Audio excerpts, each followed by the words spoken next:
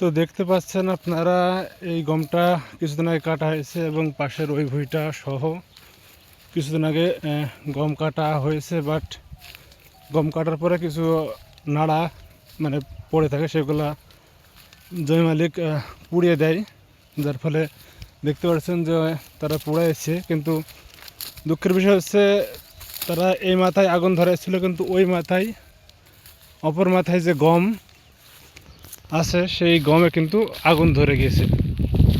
অর্থাৎ যারা কৃষক তারা খুবই সাবধানের সাথে কাজটা করবেন, কারণ হচ্ছে আপনি নাড়া পোড়াতে যে অন্যের ক্ষতি করতে পারেন না। তো দেখতে পাচ্ছেন মানে পুরা মাঠকে মাঠ কিন্তু মানে আগুনে জ্বলে গেছে, পুড়ে ছাই হয়ে গেছে। পাশাপাশি সামনে যে গমের ভুঁইটা, সেই গমের ভুঁইও কিছু আগুন, অর্থাৎ বাতাসের তো একটা টান থাকে, বাতাসের টানে কিন্তু এক ভুঁই থেকে আরেক ভুঁয়ে এবং এভাবে মাঠকে মাঠ কিন্তু আগুনে পুড়ে ছারখার।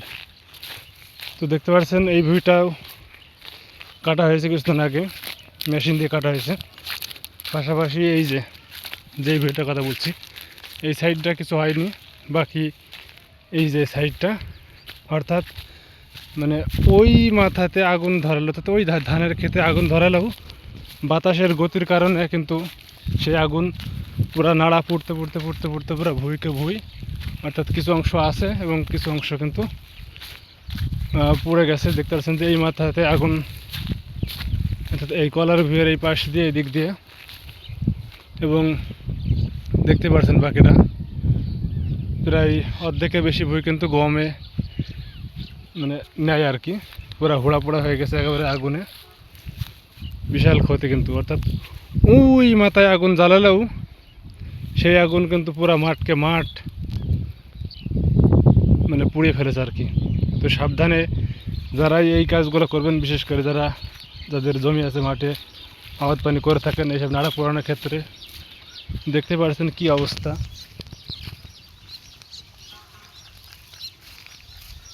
এখানে চারদিকে গুছিয়ে রেখেছে পুরা গম কিন্তু মানে একদম ছাই হয়ে গেছে।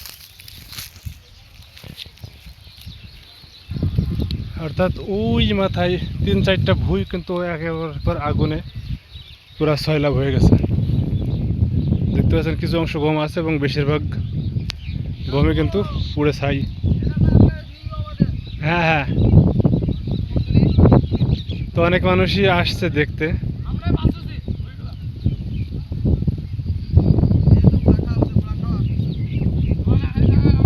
হ্যাঁ, হুড়া পোড়া খাওয়া বেশি করে, একদম ভাজা হয়ে গেছে, ভাজা ভাজা।